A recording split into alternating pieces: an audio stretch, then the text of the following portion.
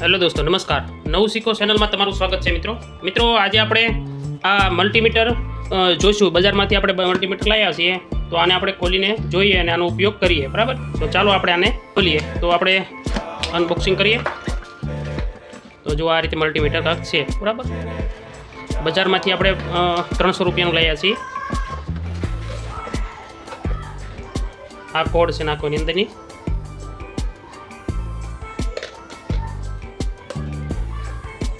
આ બે કોડ છે એ આપણે આ મલ્ટીમીટર નાખીશું.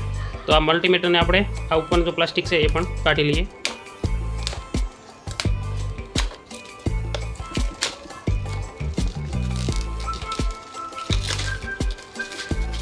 મિત્રો, નવું શીખો ચેનલને સબસ્ક્રાઈબ કરી દેજો, જેથી વિડીયો મૂકું એટલે તમને તરત મળી જાય.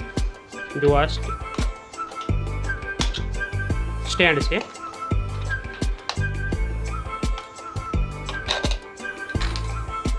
જો આ રીતે મૂકવાનું સ્ટેન્ડ.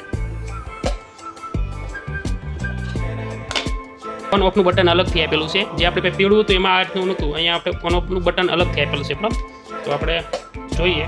હવે આપણે આ કોડ છે એ નાખવાની છે. બરાબર છે. તો જો અહીંયા આપણે લાલ છે, આ કોડ લાલ છે વાયર, એ આપણે અહીંયા આપવાનો છે. બરાબર, તો આ લાલ આપણે અહીંયા આપી દઈશું. પછી આ બ્લેક છે એટલે કાળો જે છે માઇનસ, આ પ્લસ ને આ માઇનસ. બરાબર, આ કોમનમાં આપવાનો છે આપણે. પછી આ એમ્પિયર 10 એમ્પિયર આપણે માપવું હોય તો આપણે લાલ અહીંયા આપી દેવાનો છે. કોમન એટલે આ બ્લેક કાળો છે એ આપણે અહીંયા રવા જ દેવાનો છે. બરાબર છે. પછી કેપેસિટર આપણે જો કરવું, કેપેસિટરને ચેક કરવું હોય તો આપણે અહીંયા લાવવાનો છે લાલને.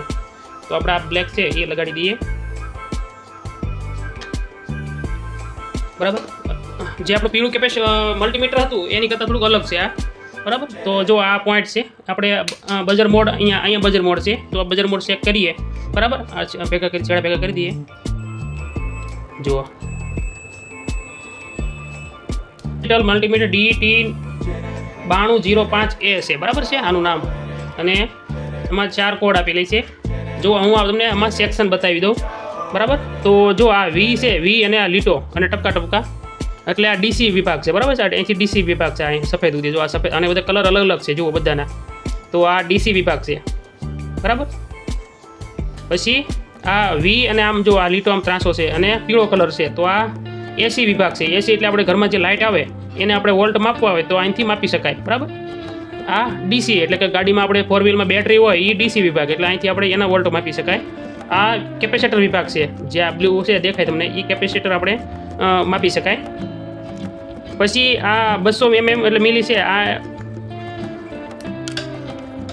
આ કેપેસિટરનું છે. બરાબર છે. અહીંયા આપણે છે એમ્પિયર, આ એમ્પિયર માપી શકાય અહીંથી. બરાબર, પછી આ ટ્રાન્ઝિસ્ટર આવે એ, અને અહીંયા બઝર મોડ જો. બરાબર, આ ટ્રાન્ઝિસ્ટર અને આ ઓમ્સ એટલે જે આપણે જે ટ્રાન્ઝિસ્ટર હોય 3 ખૂટાવાળા એ આ ટ્રાન્ઝિસ્ટર માટેનો. બરાબર, આ વિભાગ. તો મિત્રો, હવે આપણે વારાફરતી ચેક કરીએ તમામ વસ્તુ. બરાબર, ચાલો. તો આપણી પાસે DC મોટર છે તો એને પણ આપણે જોઈએ. બરાબર છે. તો DC મોટર આપણે ચેક કરવા માટે આ બઝર મોડનો ઉપયોગ કરીશું આપણે, અને બંને એક સાઈડ એક આપી દઈએ. બરાબર, એટલે DC મોટરનો આપણને ખબર પડી જાય. જો આ રીતે એક આ સાઈડ આપ્યો અને એક આપણે અહીંયા બાજુ આપી દઈએ. જો આપણે આ મોટર સારી છે. બરાબર છે, એટલે આપણે આ રીતે જુઓ આ મોટર ચાલુ છે. બરાબર છે. પછી ઘણીવાર આ જો આપણે શોર્ટ થઈ જાય, મોટર બળી ગઈ હોય તો શું કરવાનું, તમારે એક આ પોઈન્ટ ઉપર આપવાનો અને એક બોડી અર્થ આપવાનો છે. બરાબર છે. જો આ વધારાના જે શેડા હોય એ દૂર કરી લેવાના છે, જેથી આ બોડી આપણે અડી ગયા હોય તો આપણે પાકું રિઝલ્ટ ના મળી શકે. એટલે આ વધારાના જે વાયર હોય એ અહીંથી સાફ કરી લેવાના છે તમારે. જો હવે સાફ થઈ ગયું એટલે હવે આપણે આનું પરફેક્ટ રિઝલ્ટ લઈએ. હવે આપણે એક અહીંયા પોઈન્ટ ઉપર આપ્યો છે અને એક બોડી ઉપર આપીએ. હવે જો આ બોડી ઉપર, જો આ બોડી એક અહીંયા અને એક આ બોડી, એટલે બોડી અર્થ આપણને મળી જાય તો ખરાબ વસ્તુ હોય. બરાબર, આ જુઓ બે શેડે આ રીતે જોઈ લો એટલે સારું વસ્તુ છે. બરાબર, આ રીતે જોઈ શકાય. હવે આપણે ટ્રાન્ઝિસ્ટર લઈએ. તો હવે આપણે આ સ્વિચ છે આપણી પાસે લાલ કલરની ગાડીની. બરાબર, એ પણ આપણે જોઈએ. તો આપણને ખબર નથી કે ચાલુ કેમ છે કે બંધ છે કે. બરાબર, તો આપણે બંને બાજુ એક કોડ આપી દઈશું અને બઝર મોડમાં રવા દઈશું અને આ રીતે લગાડી દઈશું. બરાબર, જુઓ આ રીતે લગાડી દઈએ. હવે આપણે ચાલુ કરીએ. જુઓ પાવર આવ્યો, એટલે આવું પણ જોઈ શકાય છે.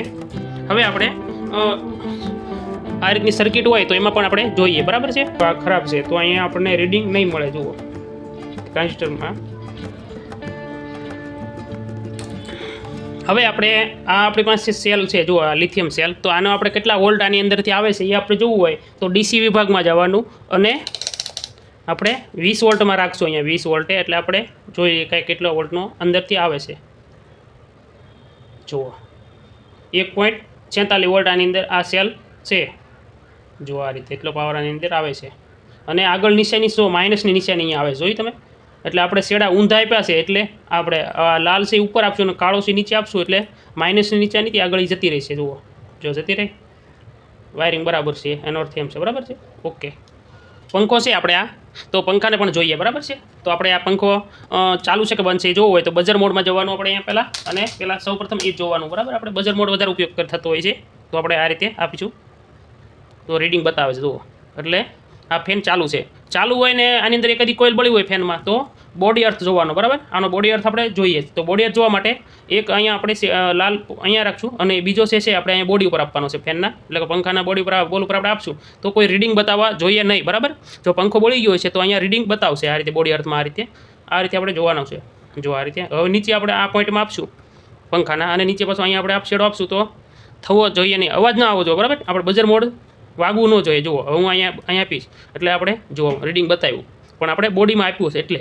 બરાબર, આ રીતે અવાજ ના આવવો જોઈએ, નકર આપણો ફેન બળી ગયેલો છે એમ ખબર પડે આપણને. જો આ રીતે રીડિંગ ન આવવું જોઈએ. આપણે આ નીચે વાયરિંગ આપ્યું અને ઉપરના વાયરમાં આપણે આપ્યું, એટલે કોઈ રીડિંગ આવતું નથી. બરાબર છે, એટલે આપણું પંખો બરાબર છે.